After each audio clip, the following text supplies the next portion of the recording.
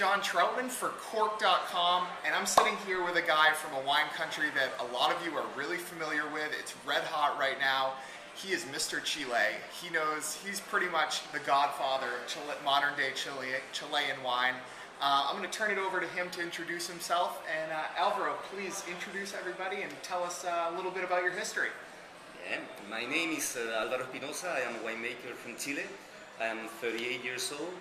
I come from a winemaker family. My father was a winemaker, my grandfather was a wine broker, so I have been involved in the wine business since I was a little child. I own a property with my wife that's called Antillal, where we do biodynamic farming, and we have two wines, Antillal and Chilean. And also I have with my wife and with partnerships, Sergio Reyes, that he's with me now here.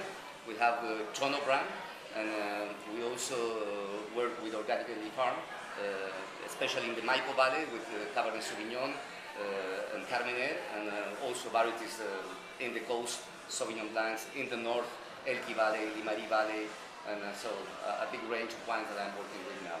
Also, I am a consultant winemaker. I work with third companies, like a consultant base, and helping them to develop new projects, new wines. And I work a little bit also in Argentina, in the Mendoza area, for a Chilean grower. I do a wine that's called Cruz Andina with the Uneus family, and also work with a producer that has a biodynamic farm in Argentina. The brand is Alpamanta. It's a serious resume. You said you're 38 years young. One thing that you mentioned is the grape Carmenere, which, for those of you that don't know, Alvaro is largely attributed with discovering Carmenere in Chile. Take us back a bit, talk about how you discovered Carmenere and kind of what the misconceptions were about Carmenere prior to your discovery. Well, you know, that happens in the early 90s. I was the chief winemaker for Carmen Winery in the Maipo Valley. At that time, we were introducing new grapes to the country, like Syrah, like Sangiovese, like many Italian and Australian varieties. And so we brought some ampelologists from France, Monsieur Boursicot and Monsieur Ballat, like a wine industry, so they can help us to see what are the new variety and the new clones that we were planting in Chile. And when we brought those ampelologists to Chile, we showed them very proud our best blocks of the different varieties. In this case, we were showing them the best blocks of Merlot. When we were shocked when suddenly they told us that that wasn't Merlot, that was an ancient variety from Bordeaux that calls Carmenere, that has been disappeared from Bordeaux because of the phylloxera. Carmenere was a very late ripening variety. In the cooler area like Bordeaux, they ripe very late, and sometimes they even unripe, doesn't ripe. So after phylloxera destroyed French viticulture, they didn't plant it again, Carmenere, because it worked not well for them. We have a French tradition in Chile. Most of our varieties come from Bordeaux, so we have been planting the varieties that we brought it from Bordeaux in the past by the pioneers of Chilean viticulture, that they brought it pre-phylloxera in the 1850, that the first cuts come. And you know, at that moment they planted everything together. There wasn't a block of Cabernet or a block of Carmenere like we know it today. At that moment they were reds and whites, everything together. So when they were starting to purify the blocks and plant it separately maybe in the 50s, 60s, they saw the varieties that they were in Bordeaux at that moment, and Carmenere didn't exist. So they thought that the ones that we were having there, it wasn't Carmenere, it was Merlot, and because of the shape of the leaves that were pretty familiar. So at that time, it wasn't important very much the variety. It was red wine or white wine, so nobody cares too much in the past.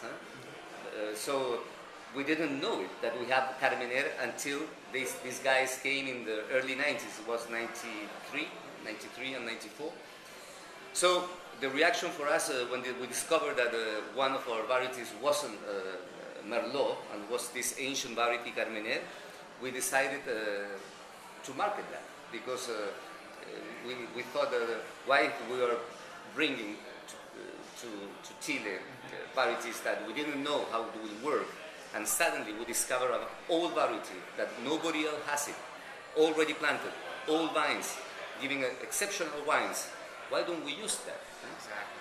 So we take that, maybe I was a young guy at that moment, I was in the 30s, 28, 30-year-old. So we were very aggressive, and we said, why don't we put it in the bottle, we label like Carmenere, and we market like Carmenere. But the problem was that at that moment, Carmenere didn't exist in the Chilean list of variety. It was not planted.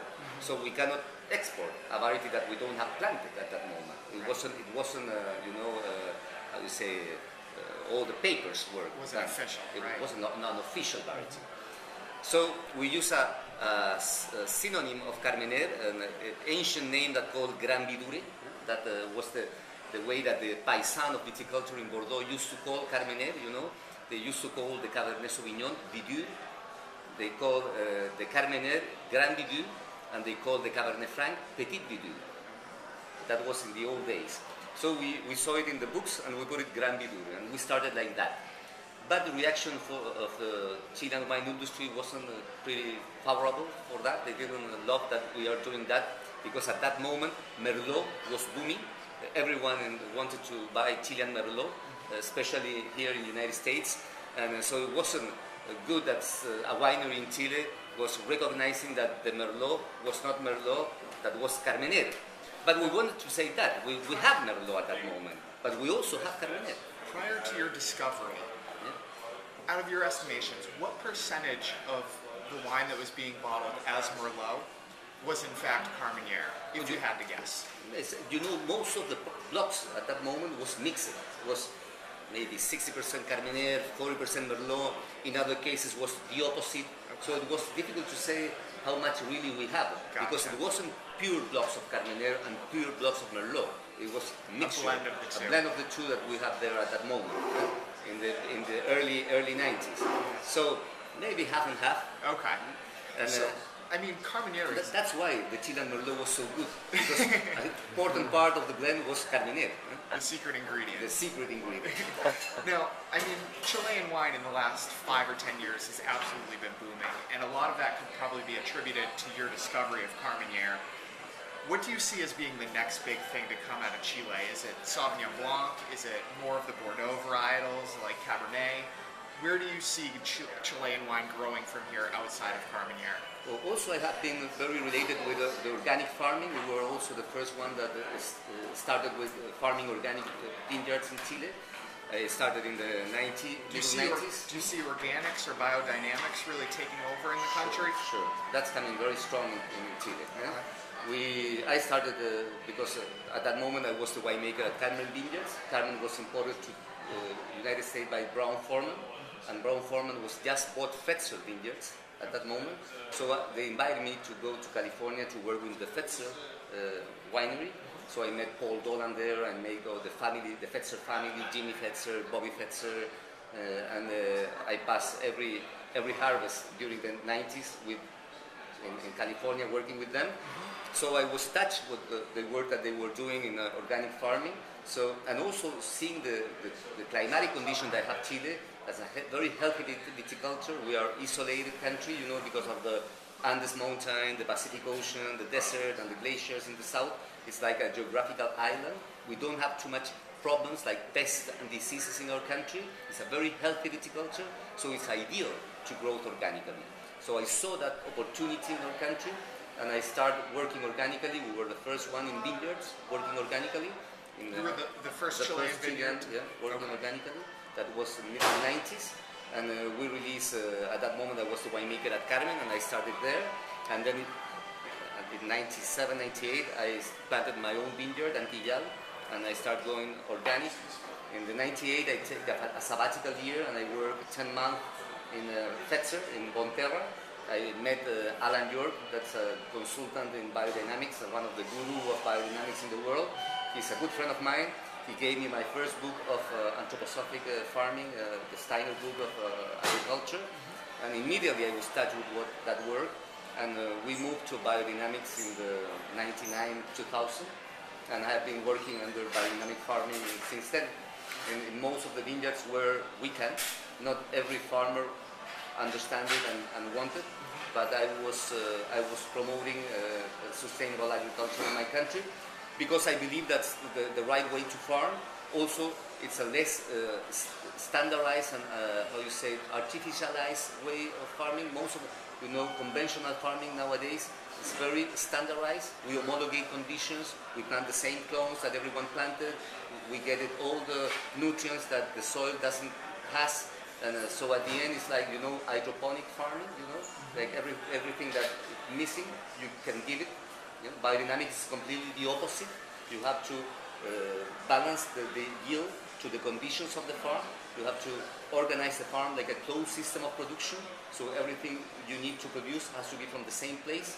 So the fruit from that place and the wine from that place, it's more unique, characterized better.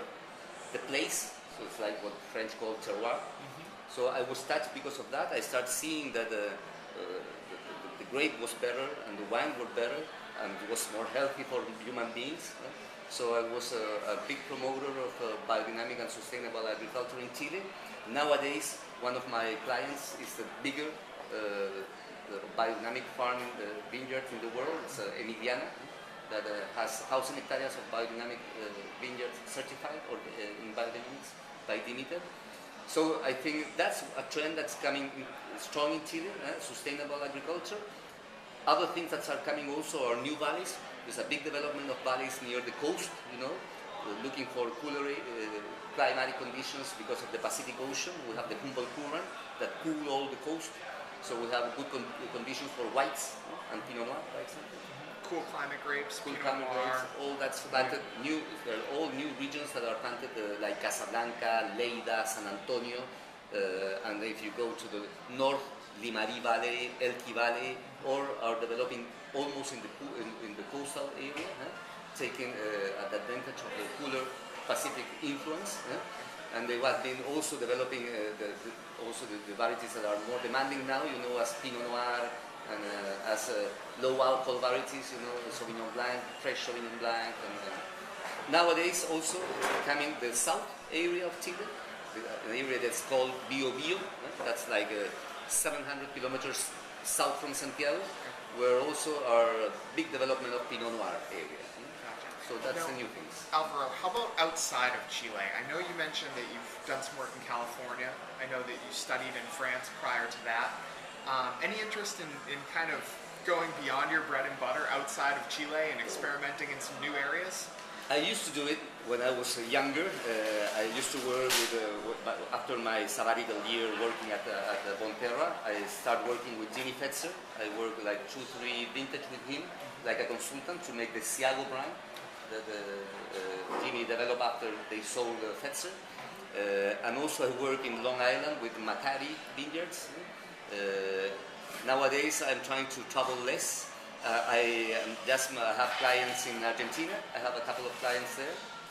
I make wine in Mendoza, in Vista Alba, and I also I consult for a biodynamic project in Alto Agrelo, also in Mendoza. I don't have too much plans to move too much. I'm getting older. I like to be with my kids and with my wife at home. So I'm trying to, and I have a lot of work to do that now there, especially with my own brands now that I have with my partner Sergio Reyes from Toronto brand, that we have been growing a lot in the last years. So we have been having a lot of work taking care of the wines are going in the right way.